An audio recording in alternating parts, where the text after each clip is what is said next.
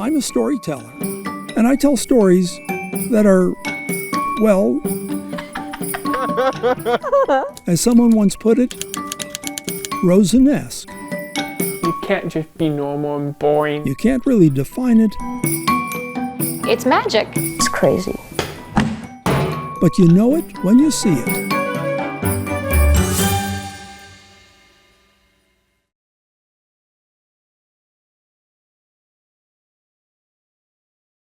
It makes me sad. If cancer was a fish, Alex, here age 6. No, wait, 6 3/4. 6 3/4, knows just what he'd do. I'll throw it back into the water. So I put together this little book and It was Tiffany Berg-Coffern who got the idea to turn cancer into a fish. It became a story she shared with her nieces and nephews and with her 5 kids. There was a growth on his lip. When her husband, Paul Berg, was diagnosed with cancer. The thing that was so hard in our home was that it was very quiet at that time. The kids really weren't talking anymore. When we heard it was terminal, I kind of just shut everything out, just decided to ignore it. How did you express your anger? I just kind of kept it to myself. I was afraid because they weren't talking. In the story, If cancer was a big black spider, a boy imagines cancer is a spider Tiptoeing its fuzzy 8 legs across my sidewalk. and gets angry. That's when my mad feelings about cancer come out. Imagines it's calling on the phone, I would sit on the couch and let it ring and ring.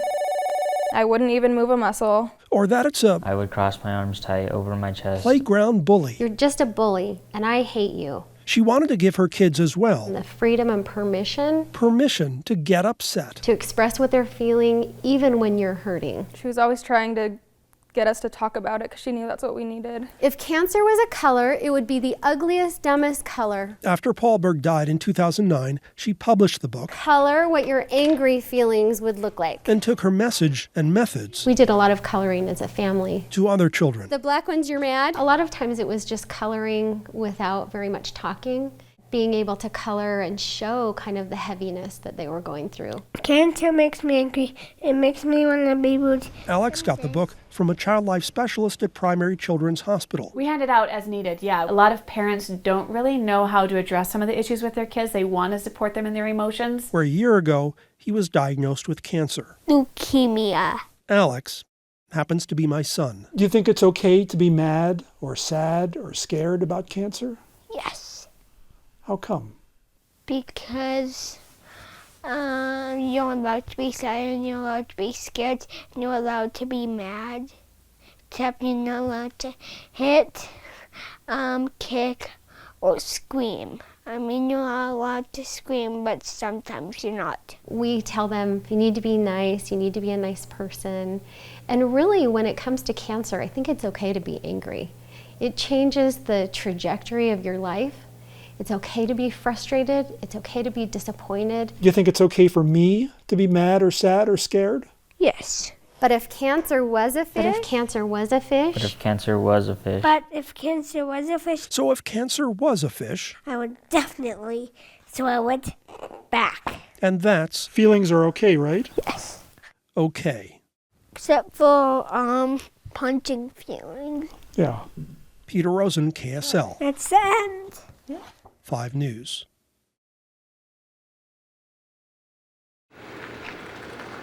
Harold, 94, is slowly losing time. I'm sorry, how's my memory? Yeah. So-so. Moments he's cherished, days with family and friends, Well, I'm 47. years vanish I'm 47 plus, a little. because of Alzheimer's disease. But one thing he hasn't lost,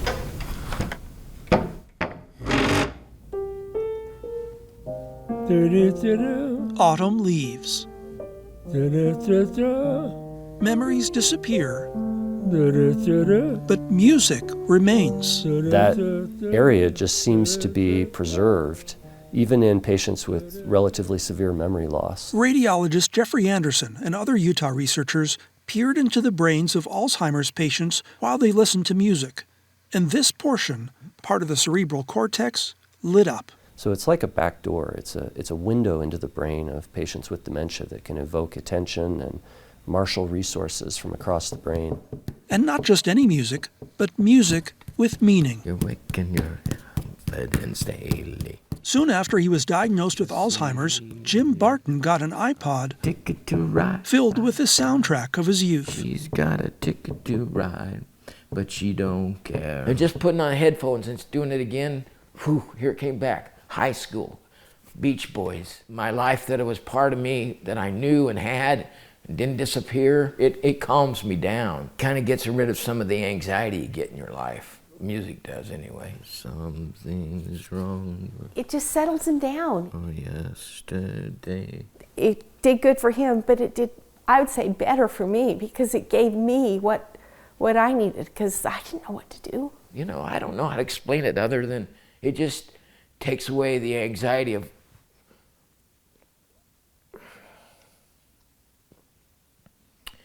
and the realization that you're gonna die from this.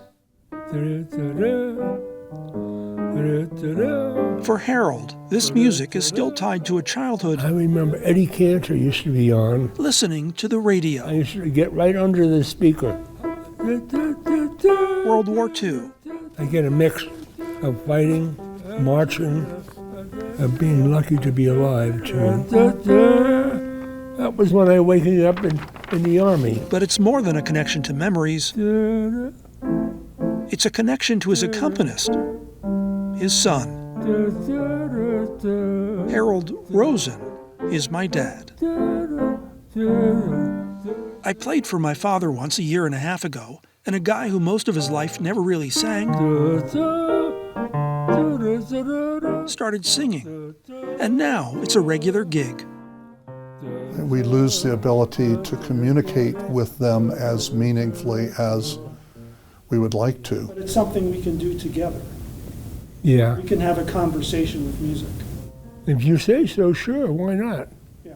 Sometimes small gains in patients that are very impaired are really meaningful. You can't stay the same way as you grow older. Things happen. If you want to lie here and cry, you cry. If you want to lie here and laugh, you laugh. So these days, do you laugh or do you cry? Mostly laugh. I stopped crying a long time ago. I can't really talk to my dad like I used to, but we can have a conversation, make a connection with a song.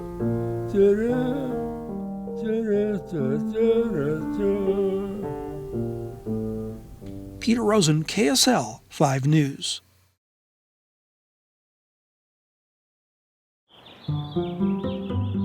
Sometimes in the Salt Lake neighborhood, you see someone, for no apparent reason, walking backwards. But there is a reason, the same reason Chiara Delmonico The cognitive has a hard time changes finding her words. are really embarrassing for me. A degenerative neurological disorder called Parkinson's disease, PD, which causes levels of the neurotransmitter dopamine to decline. I was an athlete since I was 12, so moving my body is really important to me. It's like breathing. Delmonico, a runner and a climber, couldn't move, couldn't think as fast. Did you tell anybody? I didn't for a while. I mean, I told my sisters, and I told a very close group of friends. Neurologist Kathleen McKee says the number of patients with Parkinson's is rising exponentially. Many people misunderstand PD, think it's only about tremors, instead of a constellation of symptoms. Changes in mood, trouble sleeping, almost every organ system in the body can to some degree be affected. And so she says it's not uncommon for patients to hide the diagnosis for years. Most of us have no idea how many people we pass walking on the street who have Parkinson's but don't have those prominent classic motor manifestations. According to a survey in the UK, more than a third of patients hide the disease. That was just an absolute devastating blow. Retired British sportscaster Dave Clark was part of that statistic. Made even worse by the fact the only person I'd met before that had Parkinson's was my dad. Clark's father, Alan, kept his diagnosis secret even from his kids. The stigma of it was weighing heavy on him, I think. At home, Alan Clark ate dinner by himself so no one could see his handshake. Because of slurred speech, he was accused at work of being drunk. He ended up losing his job. He lost all his dignity. He lost his will to live. And when Dave Clark was 17, his father died by suicide. When I was diagnosed, I thought, I can't be like my dad, you know. I've got to change. I've got to be different. So he I was on air a couple of times and my hand would sort of cramp up. went public. I kept it a secret for so long. It was just such a weight off my shoulders. And as for that backwards walker, that's me. I occasionally walk in reverse when PD causes a kind of foot cramp that stops me in my tracks. Walking backwards somehow helps me keep moving. It's somehow a different way to activate the motor circuitry needed.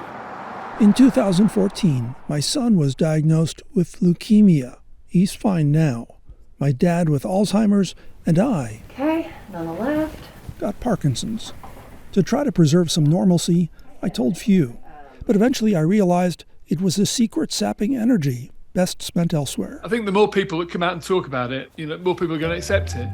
Parkinson's is not the end. The podcast for people with Parkinson's. Dave Clark devotes his energy to a podcast. Walking for 9 hours nearly, which is a bit ridiculous, but slow. I walked across England, coast to coast. I walked the length of Hadrian's Wall. And fundraisers. I'm very proud of that. I've raised over £500,000 for Parkinson's research. Chiara Delmonico employs the grit she learned as a 12-year-old runner to exercise, which may slow progression of the disease. It's windy, it's rainy, but I'm still going. And so we all persevere, forge ahead, each of us in our own way. Peter Rosen, KSL 5 News. The cow needed some help getting over the moon. Something I imagined when I was 5 years old. And artist Michael Bingham had an idea. The jetpack is an assistive device that let the cow do something that otherwise would have been impossible. When you stand up, we're going to get you on your feet. Back down on Earth, Kea Eccles gets ready to pilot another assistive technology Here we go. devised by Bingham. Each day, about 150 students walk through the door. In a TEDx talk, he explains how as a high school teacher, he realized art classes weren't designed for students like Kea. It wasn't a level playing field. Bingham's answer was Jump the Moon, named after the cow with the jetpack, to design tools to help everyone make art. Get you in it. Good. Then a few weeks ago, Bingham has trouble remembering exactly when, March 7th. the story changed dramatically when this happened. I stopped breathing when I fell. While painting his living room, Bingham fell off a ladder onto his head. I thought maybe he'd died after he hit the floor, but he didn't. I had to get life flighted down to McCady. Fractured my skull, I broke my neck, broke several ribs. 2.5 weeks in intensive care. I was in a lot of pain. You might call it misfortune, but not Michael Bingham. He calls it an answer to a prayer. I asked God to help me better understand on a much higher level what people with disabilities went through. Where did it go? Learning to walk again and learning to re-swallow and talk again. Here you go. Here's the answer to your prayer. Hi, guys. A few weeks after the accident, Bingham is back in the studio with a new understanding of people. He is sad now, and I know what you went through. I can see a few things over here. Like Linda Loosely, a fall left her. Left me quadriplegic. Unable to control her body. When I talk, my hands want to dance. But still able to laugh about it. You ready? Okay. Now helping Kea to paint. Here we go. The power chair was her strength. With a power chair. Oh, wow, look at that. Meant that much more. Whoa. Here, everyone, including Kea, can end up in a gallery. I don't see differences. I look for the sameness. I just love spring. Bingham is lucky. He's expected to recover. He's instilled in us that whatever challenge comes our way, just find new avenues to get around it, use it as a strength.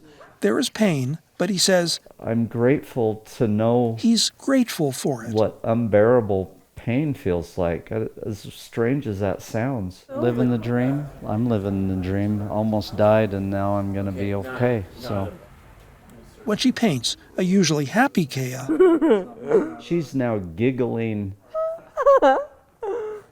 is delighted. Art has brought him such joy, And when he saw that same joy, that just was like, that's my mission. Are you having fun? Mm-hmm. Thanks to Bingham, Kaya Eccles is already over the moon. Yeah. Peter Rosen, KSL 5 News. I became famous in one day. Kristen Ulmer found fame at age 23 when she talked her way into a ski movie. If I wanted to get into the ski movie, I needed to jump off one of these cliffs. And jumped off a cliff. Something she'd never done before. And within a day, everyone in Squaw Valley knew my name. Within a week, everyone in the ski industry knew my name. And within a month, I was called the best woman big mountain extreme skier in the world. Miss Adrenaline, she was called. The goddess of extreme. I wasn't afraid. It never even occurred to me to be afraid. Fearless. The most fearless woman athlete in North America. Even though she says she wasn't. I believed my own hype that I was fearless, but it turns out that wasn't true. I was chasing fear and repressing it. It's kind of weird. And then I started to hate skiing. Something happened. I was exhausted all the time. And she quit. I had PTSD because I had witnessed so many of my friends die. She sought answers. I met a Zen master. He tried to get me to have a conversation with my fear. And eventually wrote a book. It's a story about my relationship with fear and what I've learned. About how fear It's not something to outsmart or overcome or reason away. isn't something to be conquered. It is simply meant to be felt. Fear is here to expand you. Now Ulmer, who's run Zen-oriented ski clinics. You're not a therapist. I'm not a therapist. Markets herself. I'm not a psychologist. I'm not a doctor. I'm Kristen Ulmer, and I'm a fear specialist. Fear specialist. I'm a facilitator. What are you afraid of? She demonstrates her method with Savannah Cummins. Being injured. It's a big one right now. Not being successful. A climber and photographer. Before my injuries, I don't think I really had much fear. Who says fear I'm constantly scared. Holds her back. Something bad is going to happen. I don't try as hard because I am scared. What I did with Savannah was allow me please to speak to the voice of the controller. Speak to the voice of preconceived notions about fear. Voice dialogue, Zen, and just curiosity. An exploration of her relationship with fear. Do you try to control fear? Definitely. I try to block it out as much as possible. Kristen Ulmer says she ignored fear. I would just do whatever I felt like doing, regardless of the danger. And it almost killed her. I actually feel really lucky to be alive. Being fearless is, I think a lot of people would love to be fearless. Truly feel that fear is natural. Now she says she embraces it. A tool for aliveness and focus and creativity. And it helps being in the present moment. Her live. Peter Rosen, KSL 5 News. Just like the sign says, here's a real barber. Old man like us has got gray hair, I guess. Wayne Chittister's been one. Since 1947. For a little while. Just a little while. How many years is that? I don't know. I can't count that high. I want to sell you the shop, but when Dick North bought the shop, Wayne goes with it. He came with the place. Well, he tolerates me, I guess. At 92. When was your birthday? Last Wednesday. He's the senior barber. He is the senior barber. He outranks just about everyone. Yeah, there's not very many older than me. Come on in if you dare. Just about. Well, I don't know. Is it safe? But to Ralph Kimball. Does he call you a kid? He does. Wayne's just a kid. And I am compared to him. It's nice to Ralph is 97. have my hair cut by a younger man. Grab the hold of something and hold on, because here we go. Hack it away. And a pretty steady customer. Wayne's been cutting his hair for about a quarter century. That's a loyal customer. Yes. Wayne understands the way older men like their hair cut. More than how to cut his hair. What do you talk about? Not too much. I spent time in Kwajalein. Oh, did you? Wayne understands. He was in the Navy and I was in the Army. When Ralph talks about World War II history. So actually then we was at the Philippines at the same time and Okinawa at the same time. Huh? Yeah. That didn't come from a book. We were good friends, but we didn't know it yet. Yeah, we didn't know it. Wayne understands what happens. I just remember things I should have forgotten. And when time goes by. Yeah, we talked mostly about how old we are and how dumb we are. When friends leave. Don't have very many friends left anymore. And wives. She was the deer I was after. Depart. I've done a little of that myself.